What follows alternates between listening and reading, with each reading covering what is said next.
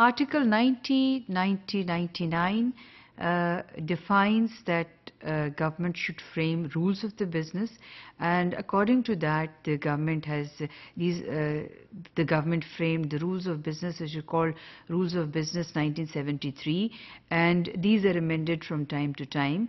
So we have the latest Rules of Business 1973 amended in 2010, and then there is a recent amendment, and perhaps the rules of the business would be amended. This defines the rules of business जो है वो define करता है कि ministries की functions, ministers की और ministries की functions क्या होंगी.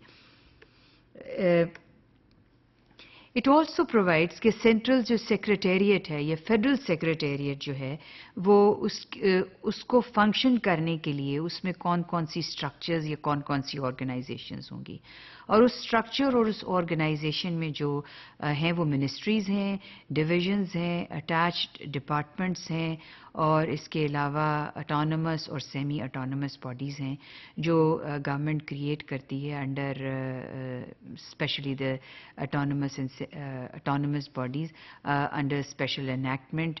These bodies are created.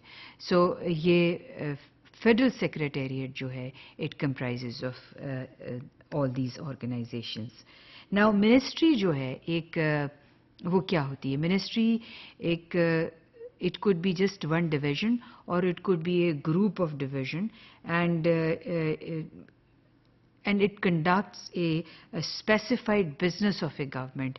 Ministry इसमें ministry की मैं आपको मैं मिसाल दूंगी आपको कि कुछ ministries ऐसी हैं जिसमें सिर्फ एक division है और कुछ ministries ऐसी हैं जिसमें एक से ज़्यादा division है. मिसाल के तौर पे अगर Ministry of Foreign Affairs को हम देखें उसकी वेबसाइट पे जाके, तो मिनिस्ट्री ऑफ फॉरेन अफेयर्स का एक डिवीज़न है, अहम मिनिस्ट्री है लेकिन इसका एक ही डिवीज़न है, लेकिन इसके बहुत से आप कह लें कि फील्ड ऑफिसेस भी हैं इसके जो कि विद इन पाकिस्तान भी हैं, और इसके मिशंस अब्रॉड हैं, एम्बेसीज हैं, हेड ऑफ द मिशंस हैं अब्रॉड हैं, तो इसके स्प्रेड आउट एक्टिविटीज़ हैं, लिहाजा इसका डिवीज़न एक ही है, लेकिन इसके 3 अटैच डिपार्टमेंट हैं और 2 इसकी ऑटोनमस बॉडीज़ हैं. इसके मिनिस्टर इंचार्ज जो हैं वो प्राइम मिनिस्टर हिमसेल्फ हैं. सो ये एक मिसाल है जिसमें एक ऐसी मिनिस्ट्री है जिसका डिवीज़न जो है वो एक ही डिवीज़न है. अब एक और मिनिस्ट्री की अगर हम मिसाल लें, ministry of finance and economic affairs, उसमें अगर हम देखें तो 3 या 4 डिवीज़न है. उसका एक फाइनेंस डिवीज़न है, उसका एक रेवेन्यू डिवीज़न है, उसका एक इकोनॉमिक अफेयर्स डिवीज़न है, और चौथा उसका डिवीज़न जो है वो स्टैटिस्टिक्स डिवीज़न है. अब ये डिविजन्स इसके 4 हैं और मिनिस्ट्री एक है. जो अहम मिनिस्ट्री है तमाम मुल्क के मालियाती काम जो हैं और उनके आदाद व शुमार जो हैं इस मिनिस्ट्री की ज़िम्मेदारी हैं. इसके अलावा जो मिनिस्ट्री होती है, हर मिनिस्ट्री में इट इज़ हेडेड बाय और said is led by A cabinet minister.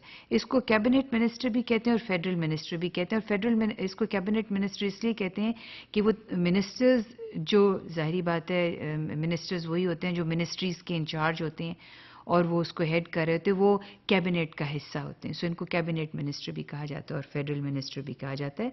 और सेक्रेटरी जो होता है वो इसका एडमिनिस्ट्रेटिव इंचार्ज होता है मिनिस्ट्री का, इन हेड्स द डिवीज़न.